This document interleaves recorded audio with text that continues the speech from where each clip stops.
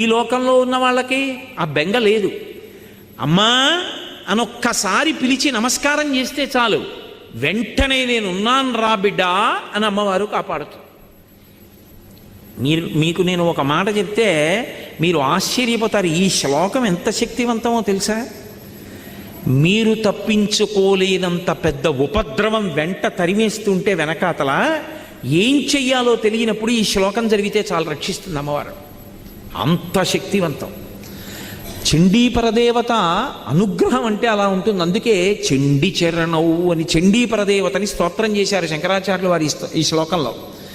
అటువంటి అమ్మవారి పాదాలు పట్టుకుంటే సంస్కారవంతం చేస్తుంది మనస్సు.